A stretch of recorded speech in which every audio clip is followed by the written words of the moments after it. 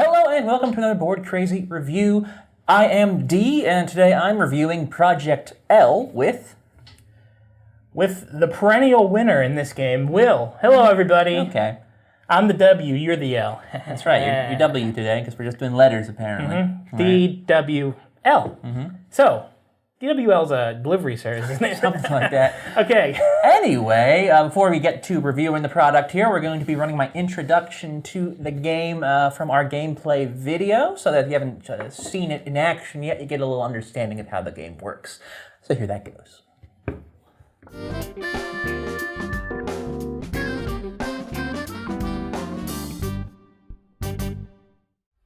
Project L is a game for 1 to 5 players, designed by Michal, Mikeš, Soukal, and Spanel, and published by Boardcubator. In this game, players earn points by completing puzzles using pieces of 9 different shapes.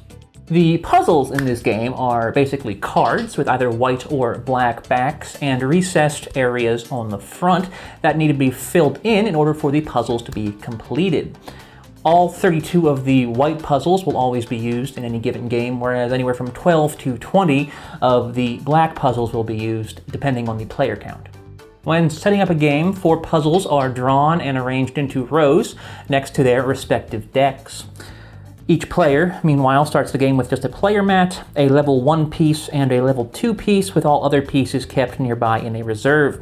To play the game, players take turns in clockwise order, starting with the person who received the mat with the first player marker. On a player's turn, they may take up to 3 actions, most of which are repeatable. Repeatable actions include taking a face-up puzzle from either of the rows and placing it next to your player mat, taking a level 1 piece from the reserve and adding it to your supply, upgrading a piece from your supply to another piece that is 1 level higher, and placing a piece from your supply onto one of your puzzles, which gets locked in place until the puzzle is complete. The final action, which may only be used once per turn, is the master action. Taking the master action allows a player to place 1 piece on each of the puzzles that they're working on. When a puzzle is completed, the player may return all of their used pieces to their supply, as well as take the reward puzzle piece printed on that puzzle. The actual puzzle itself gets placed into the victory point pile, which gets added up at the end of the game. The endgame is triggered once the final puzzle is drawn from the black deck. At this point, the current round gets played out, and then there is 1 additional round after that. After the final round, players then have the opportunity to make finishing touches. When doing so, they may continue playing pieces from their supply in order to complete puzzles, but each piece played this way reduces their final score by 1 point. The winning player then, of course, is the person who has scored the most points from their completed puzzles, minus any deductions from the finishing touches. All right, Will. Project L. Yeah. Time to review it. It's a abstract sort of kind of puzzle, spatial puzzle sort of thing going on here. Yeah, I mean, it's Your expertise. my expertise. Yeah. You know, this is easy enough for me to grasp. It is. A lot of abstract games, I just, like Element and other games like that, I've never been... It's harder for me when the rules aren't so... When everything's not so literal to like... But, you know, recessed spaces and you got to fit shapes into them. I can do that. Look at that. You almost completed that puzzle. Good I for you. did. You almost earned a piece. Here, I'll just finish it. That's not... All right, so not so good at it. All right, God. Well, I guess we'll start with gameplay. Because it's where we usually start. Yep. Seems logical for a game. Yeah, I don't know. I'm a little disappointed with this one. I don't know if it's a matter of just my expectations being off a little bit from what the actual product is. But I feel like the gameplay, it's very slight. Well, yeah, at the base game, without any of the expansions. Yeah, well, obviously we're any not... of the alternative Yeah, I guess rules. it's worth pointing out, we don't have any of the expansions here. This is just the basic Project L. Yeah. But still, the basic Project L, it's very light. Extremely light. I would say that to even call it a puzzle game is maybe an exaggeration. Yeah. Almost all of the strategy and thinking in this game is more in terms of which puzzles to take in order to sort of string together it's a bit of an engine builder, and that's kind of where the thinking comes in, because each puzzle you take or complete gives you a piece, which you can then use towards future puzzles. So I think a lot of it's kind of like saying, okay, I can take this puzzle, complete it, get this piece, which will help me with this puzzle, and then you can kind of start to get that engine going a little bit. I agree with you then. The act of filling in these, recessed cards, or what we want to call them, is not that difficult for the most, especially with the lower level ones. I would say there's basically no challenge at all. I might call it perfunctory almost. Well, it's... Most of the time, we complete one, I feel like you just put the puzzle pieces on there because it kind of looks and feels nice. Yeah. But if you were to say, I'm going to complete this with these pieces, I'd be like, yeah, of course you can. Okay, finish it. Yeah, but I disagree, though, in that so maybe it's an expectation thing. I did not expect the actual puzzling out part to be the hardest part of the game. Well, it's actually hard. I just expected it to be just kind of more of a puzzle. Yeah, the level 5 ones do make you think a bit more, but I think where this game shows some of its brilliance is in the kind of difficult decisions you have to make before you ever put any of your colorful pieces on, on the tiles.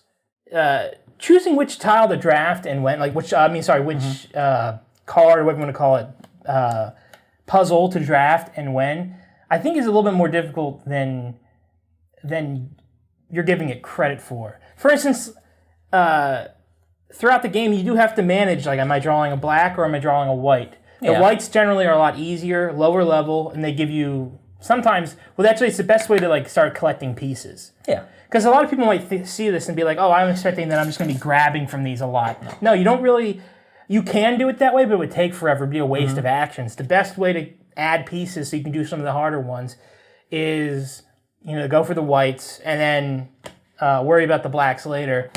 But I honestly think that there is a method in choosing which white puzzles to go for, which give you the proper rewards, while making sure that you're still collecting points back. Because I almost always get more points from the whites than I do from the blacks because I just collect so many whites, or at least as many. Well, yeah, I don't know. It's a supplementary way of scoring. I guess that's what I'm trying to say is that the strategy comes in the supplement in this game. Choosing how I don't disagree. You're going to build up your engine and then get yourself to that point where you can go for the win at the end of the game. There's a lot to it. I mean, that's basically what I already said, though. I do agree. That's where the thinking comes in this game is choosing the right tiles, the right puzzles. I don't think it's super deep, though. Maybe less so than you do, at least, because I feel like in terms of the actual pieces, there are some that are I would describe as less useful than others. Obviously, the variety is good. Every shape can be used, obviously, in a number of puzzles. I just feel like a lot of them were just kind of included for the sake of variety, a little bit. Sure, they do have, like I said, there's a few that have more situational something like functionality. This. I understand why this was included. This is a basic Tetris piece. This is the sort of piece you would expect to see in a game like this. Yeah. But in Tetris, you get this piece because you use it because you have to. It's given to you, and you have to find a place for it. It's inconvenient. Yeah. In reality, in Tetris, you're trying to just hide this until you get a line to clear out rows. In this game, this is a reward. It's something you should be wanting to use. When in reality, it's kind of okay, I guess I can squeeze it in here. But really, it's it's the lines, it's the elbows. Those are the ones that are. Or the squares. Those are the ones. I'm always collecting the big long lines. Exactly. Those are the ones I'm always going for. So it feels like there's a real imbalance, even though there's certain kinds of pieces that you always really want. So people are going to go for those. The second those the white tiles that reward that, the white puzzles. It kind of informs your strategy. I think. If I see a puzzle that I can maybe complete easily, but it's going to offer me a piece that's less useful, I'm probably going to forego it, just... Unless it gets me 2 points or something. Yeah, sure. But yeah, you know what I mean. But I'm saying those decisions, do I go for the points even though the piece isn't as useful? Sometimes they're difficult, and sometimes it seems obvious to just be no, I'm going to forego that. But I've had games where, just like the game we played right now, we literally had a session before we started here. I, went on my way to go after certain pieces, and I don't usually go for. And I ended up winning, so it was a tie break. It was a tie break, but I won in the tiebreaker. I completed more puzzles, and I think it helped that I had some of these weird shapes in those. I almost put myself in weird situations where I had to use them. So they are useful, but I agree with you, they're not as useful. But there is fun, like I said, there is fun in figuring out how am I going to supplement my points and my pieces, and how am I going to the little intangible stuff that's going to help me win that doesn't seem that important in the moment. I always am satisfied when the games end and I realize that all the little things I did throughout the game helped. I don't know. I just feel like there's it's just missing something. I want the puzzle solving aspect to be more engaging. I want it to be more interesting.